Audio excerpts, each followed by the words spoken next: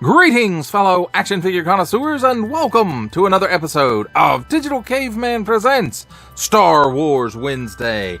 I, as always, am your host, the Digital Caveman, and today I will be presenting you with the Walmart exclusive Star Wars The Black Series Revenge of the Sith Retro Carded Magnaguard. Let's get into it!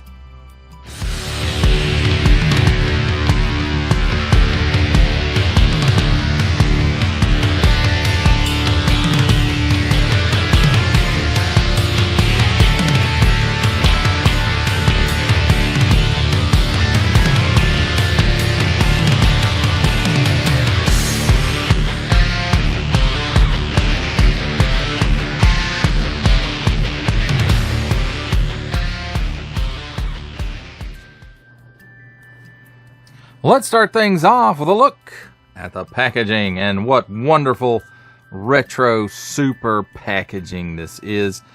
This is one of my favorite modern line packaging for Star Wars. Of course, it does go back to the 3 3/4 Revenge of the Sith line, and of which this character was a part of, as a matter of fact. Have several of them. They had a little action feature, but we'll talk about that later, I guess. So let's take a look at this wonderful retro packaging. Up on the top, we've got Anakin and Obi going at it, and Darth Vader's helmet. And you can kind of see Darth Vader there in the background under here, and the helmet flares off to the side. A nice, like, bubble shaped blister, I guess is the best way to describe it. Nice picture of the character, and then, you know, you can see just about everything that comes with this in the packaging there. Magnaguard, and you can see that's kind of,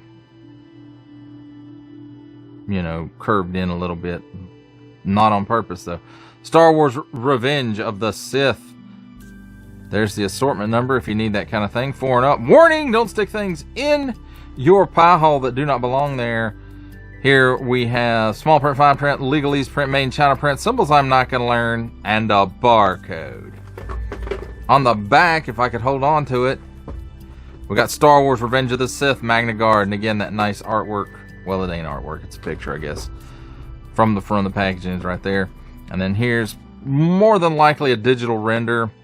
And then celebrate the 20th anniversary of Star Wars Revenge of the Sith with figures from the Black Series featuring commemorative packaging. Star Wars The Black Series. Attention!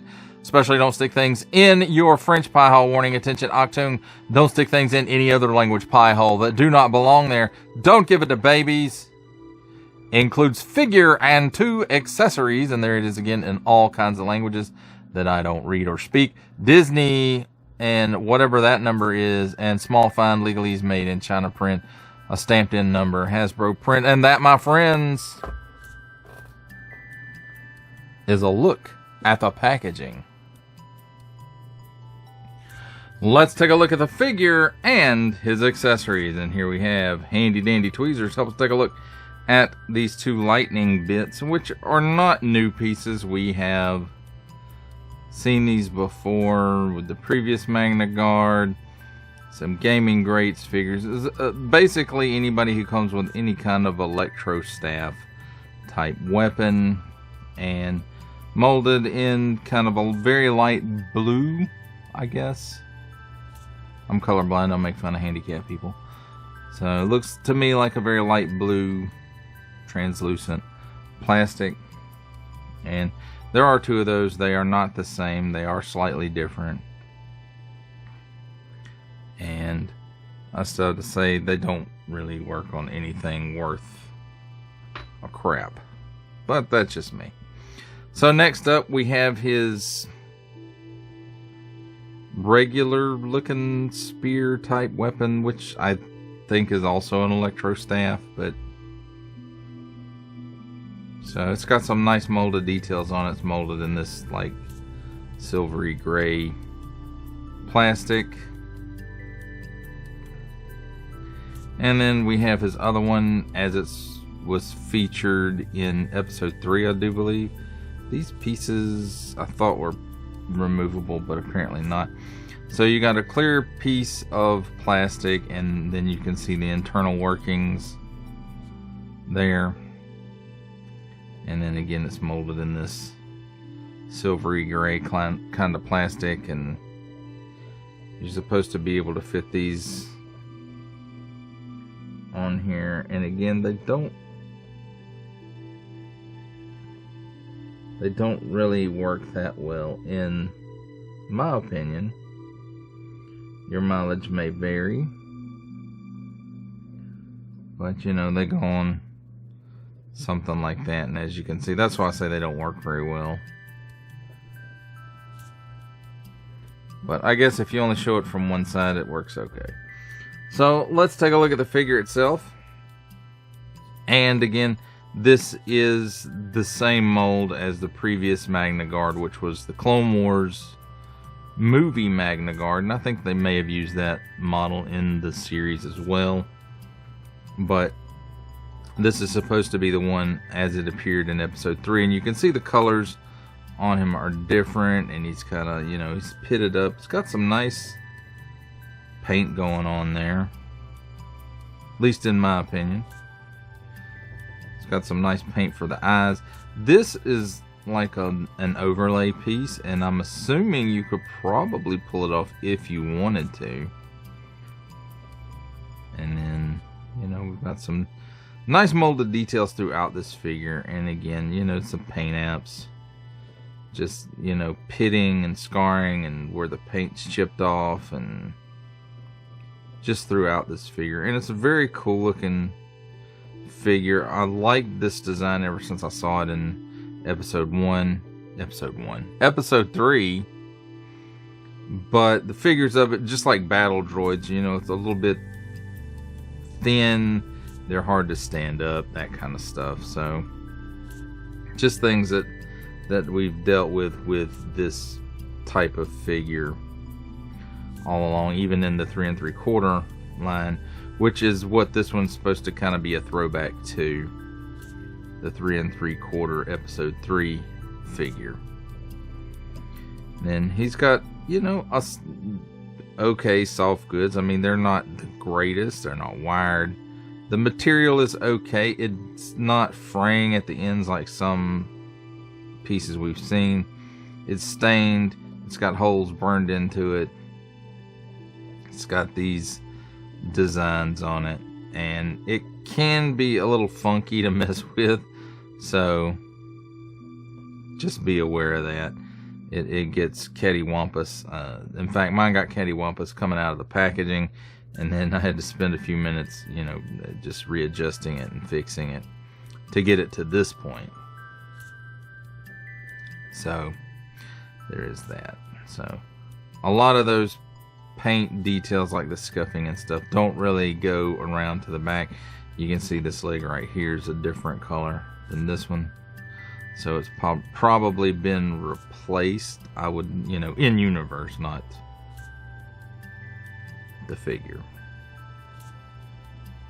And again, he's not the easiest to stand up, so I'll probably have to get a stand for him to put him on the shelf. So let's take a look at his articulation. His what?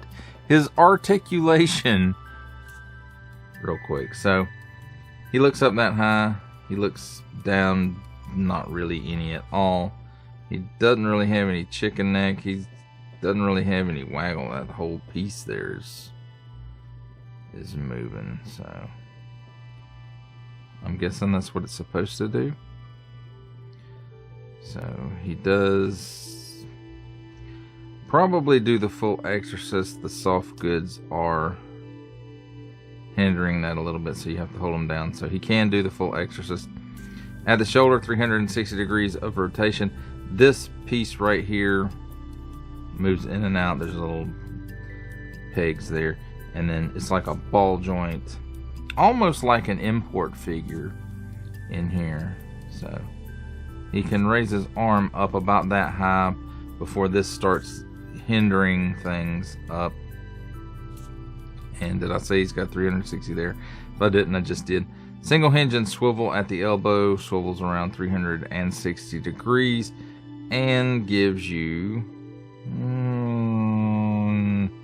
we'll say 90 degrees at the elbow. It kind of bends out that way a little bit. But that's due to the plastic, I think, not the mold. So right here, it's like this piece inserts right here, but, oops, that's not right. It does rotate 360 degrees there in the forearm. It does rotate 360 degrees at the wrist, and it's on an in and out hinge. So nice range there. And then in and out hinge on the other side as well. There's where the chest and the torso meet. There's a cut there. I don't think it's on the ball joint. Maybe it is. It wiggles a little bit there, but it doesn't really do anything else. So I think it's just plugs in. So it does give you a 360 degree rotation there. So it's got ball joints at the hips. Unfortunately, it only gives you that much of the splits. However, he kicks that high. And this leg, if the arm wasn't in the way, the leg would probably go all the way around. So forward that far, back that far. So yeah. So nothing in the thighs there other than nice molded detail. Single hinge and swivel at the knee. Swivels around 360 degrees and gives you better than a 90 degree bend. So that's always nice. At the ankle, tilts down that far, tilts up that far. Let's see if I can get it there. So up that far, back that far. So that's really good. And then it does have a pin for, I don't know if I want to say that's rocker or twist, but you know, it's a point of articulation. And then as far as accessories go, he can hold them. You can give him one. You can give him both.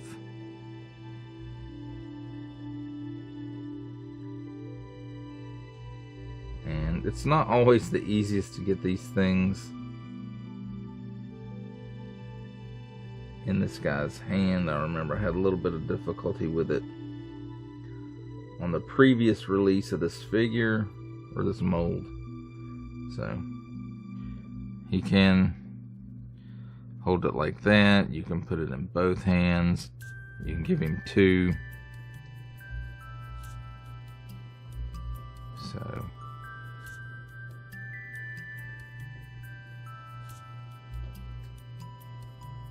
and of course you can put the electrical bits on it, but you know, they're not, I'm going to call them not shelf stable. If you put those on, they're liable to fall off and you'll lose them forever and ever, or maybe just a few minutes, who knows. But there you go, my friends. He's not even centered up, so let's center him. There you go. Oh, look at the figure and his accessories. It's time for my favorite part of a review, comparisons. And first of all, let's just say there's lots of Star Wars The Black Series up here. Starting with the Walmart exclusive Episode 3 Revenge of the Sith Retro Carded Magnaguard. Then we have the Clone Wars Magnaguard. The B1 Battle Droid from the Battle Droid and Clone Trooper 2-pack. The Clone Wars Commando Droid. The Attack of the Clones Super Battle Droid. And the Episode 1 Droideka. For our last set of comparisons, here we have the Walmart exclusive Star Wars The Black Series Episode 3 Revenge of the Sith Retro Carded Magnaguard, with from the Marvel Legends series making his cameo appearance, Stan the Man Lee. From G.I. Joe Classified series, the Hasbro Pulse exclusive Regal variant Cobra Commander. From Star Wars The Black Series, the Archive Edition 501st Legion Clone Trooper And for a 7-inch scale comparison from the Masters of the Universe Masterverse line, the 40th Anniversary He-Man. For final thoughts on the Walmart exclusive Star Wars The Black Series Revenge of the Sith 20th Anniversary Retro Carded Magnaguard, I have to say this is the one I really wanted. And I did pick up the other Magnaguard because there's something to be said for that other color that appeared in the Clone Wars movie. And may have appeared in the Clone Wars other than that as well. I don't recall right offhand. But, you know, it's the same mold, same accessories, same everything except paint. So, different colors on this one. This is the color that I actually prefer from the first of Revenge of the Sith, when, you know, Grievous sicks his Magnaguards on Anakin and Obi-Wan as they're attempting their escape on the bridge of the Invisible Hand. And, you know, for the most part, that was, at least for my generation, that was mostly everybody's first look at the Magnaguard. And, you know, the Jedi cut them up, and then they still keep coming. So that was pretty cool, at least in my book. We got some droids that are like Terminators. They just don't give up. And, well, eventually they got to the point where they were no longer functional. Of course, because, you know, they're not good and the good guys have to win. Or so we're told. But, you know, I like this guy. I think the range of motion in the articulation works for the most part. It could use a little bit more range in the shoulders. Those armor bits could have been reworked slightly to give a little bit more range in the shoulders as far as them going up and down. Well, down is fine. It's up that is the issue. And then I don't know. They probably have done the best that can be done without sacrificing sculpt for the hips. But again, this guy looks great. I'm not the biggest fan of the soft goods. Like, the material is good, but like the holes in it and the scoring, carbon scoring or burn marks, whatever you want to call it, on it just seem like,